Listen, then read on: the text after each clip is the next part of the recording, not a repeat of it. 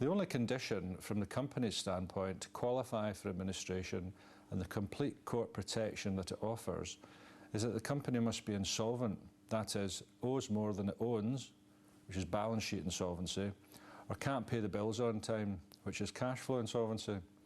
The administrator has to be an insolvency practitioner like myself. From a technical standpoint, all insolvency practitioners have equal powers, duties and standards.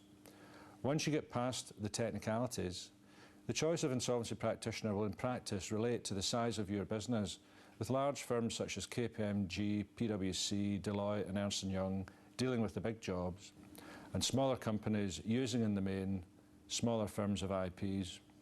But at the end of the day, all IPs have the same statutory powers irrespective of the size of the firm he or she works for. The directors instruct an IP to act as administrator, who, if he agrees to act, then has to sign his consent to act form, an arduous task that usually guarantees said administrator, and I am available, a decent fee, which is a matter for creditor approval. Before consenting to act, the insolvency practitioner must satisfy himself that firstly, the company is insolvent, and secondly, that one of the statutory purposes of administration can be achieved. These are 1.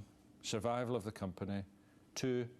Better realisation of assets than would be achieved in liquidation, or 3. For the purpose of repayment of a floating charge debenture holder. Effectively, the decision the prospective administrator is faced with is, in the first instance, can the company be saved? Or if it is a hopeless case, can the administration procedure produce a better result for creditors than would be the case in liquidation? The third purpose relates to when the administrator is appointed by a bank or asset finance company specifically to recover the debt secured under the floating charge debenture, which gives the bank the power to appoint in priority to the director's choice of administrator. In respect of saving the company using administration, you need to consider that the business exists within the structure of a limited company, which is in law an artificial person, a legal entity distinct from the owners and directors of the company. The company can survive the administration process by exiting administration into a company voluntary arrangement, or CVA, or indeed being placed back in the control of the directors, which is an unusual occurrence when the company remains in an insolvent position, as is the case in the vast majority of administration.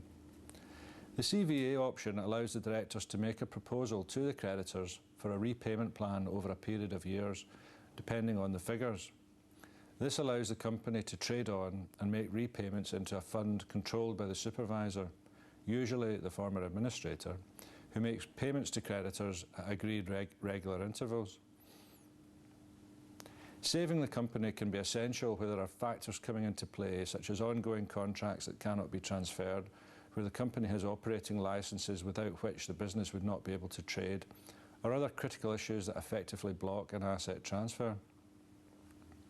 However, bearing in mind the insolvent position of the company in every administration, rescuing the company itself is often impossible.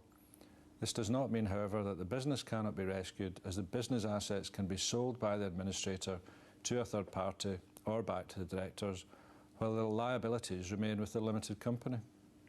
The funds from the asset sale are then applied to the cost of administration, including the administrator's fees, and then any remaining surplus is paid to creditors, usually after the company has been placed into liquidation.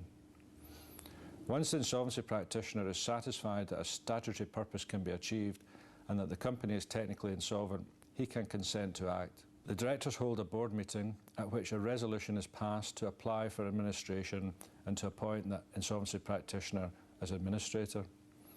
A director then affirms the application form in front of a solicitor, and the form is then filed with a copy of the board resolution and the insolvency practitioner's consent to act at the High Court, with a court fee of £30. Once the forms have been stamped, the company is in administration. The exception to this is where a bank or other secured creditor has a floating charge debenture, at which point a different form is signed and a different process applies. In the event the company has a secured creditor who holds a floating charge debenture over the company's assets, which is the case for most bank loans or factoring deals, the bank has a potential veto over the director's choice of administrator. Whether the bank exercises this veto is a matter of how much the outstanding debt is and whether the choice of administrator is acceptable to the bank, most of whom have panels of the larger firms who they appoint on larger cases. As I mentioned earlier, all IPs have the same powers and duties, and from a director's point of view, the question is as much about having some confidence that they're going to be treated fairly by the administrator appointed over their company. Bear in mind, if the bank appointed the administrator, he very much sees the bank as his client. That said, all IPs are held to the same rules and standards, so this should not matter. However, in practice, it can create a hostile and negative dynamic between directors and the administrator if the bank appoints an aggressive insolvency practitioner as administrator. With regard to the procedure where a floating charge is in place, the form that is filed at the court is slightly different in that it is a notice to the floating charge holder of the intention to appoint an administrator. This gives the bank 5 days to decide whether to leave the director's choice of administrator in place or to seek to appoint their own choice. It's difficult to say generally what the cut-off is, but in general terms, the bigger the debt, the more likely the bank will be to appoint a big firm.